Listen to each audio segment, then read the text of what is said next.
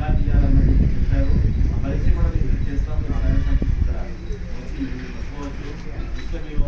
వాటి కూడా అనాలిసిస్ చేసి మీరు భూమిలో నైట్రోజన్ కానీ ఫాస్ఫరస్ కానీ పొటాషియం కానీ మిగతాయి కానీ ఎలా ఉన్నాయి అని మీకు చెప్తాము.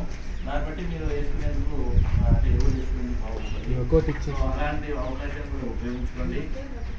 అలాగే కాకుండా ఇంకా మీరు రేపొద్దున ఈ మిర్చిలో కానివ్వండి, పసుపులో కానివ్వండి, ఏదన్నా చీడపీడలు కానీ ఇంకేదన్నా ప్రాబ్లమ్స్ ఉన్నా ఈ రెండే క్రాప్లు కాదు, పొగాకి కాదు, ఇంకే క్రాప్లు ఉన్నాయి. ఇంకా మన శాస్త్రవేత్తలు ఉన్నారు. ఇక్కడనే ఉండే శాస్త్రవేత్తలు కూడా డాక్టర్ వెంకటేశ్వర్ ఇక్కడే ఉంటున్నారు.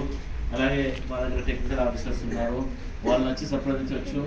అలాగే కొన్ని స్కీమ్స్, గవర్నమెంట్ స్కీమ్స్ కూడా ఇంతకుముందు రుచిబాబు గారు చెప్తున్నారు.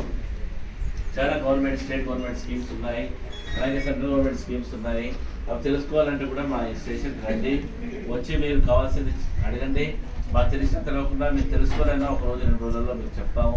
దానివల్ల ఏంటంటే కేంద్ర ప్రభుత్వ సంస్థ అన్నది ఒక్క పొగాకు కానీ ఇంకా వేరేలో కాకుండా అందరితో మమేకమైతూ ముందుకు పోవాలన్నది మా ఉద్దేశం. సో ఆ ఉద్దేశాన్ని మీరు గుర్తుపెట్టుకొని ఇక్కడ ఉన్న రైతులు, చిన్న రైతులు, సన్నకారు రైతులు అందరికీ వినపం ఏంటంటే మేము ఇచ్చే ఈ పనిముట్లు కానివ్వండి, అలాగే ఇంతకుముందు ఇచ్చిన ఇన్పుట్స్ కానివ్వండి, ఏమైనా సద్వినియోగం చేసి మీ యొక్క వ్యవసాయం కానీ పాడి పంటలు కానీ బాగుపరచుకోవాలి. బాగుపరుచుకుంటే రేపొద్దున ఏదన్నా ఇంపాక్ట్ అంటే మేము దీని యొక్క ఈ ప్రోగ్రామ్ చేయడం వల్ల ఏం లాభం అన్నప్పుడు చూపించినప్పుడు మేము జీవితంలో చూపిస్తాము ఈ ప్రాంతంలో ఇది అభివృద్ధి జరిగింది అని చెప్పి. సో అది దృష్టి పెట్టుకొని మీరు చేయాలని చెప్పి నేను కోరుకుంటున్నాను. సో ఈ కార్యక్రమానికి గంటగా సుబ్బయ్య గారికి, అలాగే టీవీ స్టాఫ్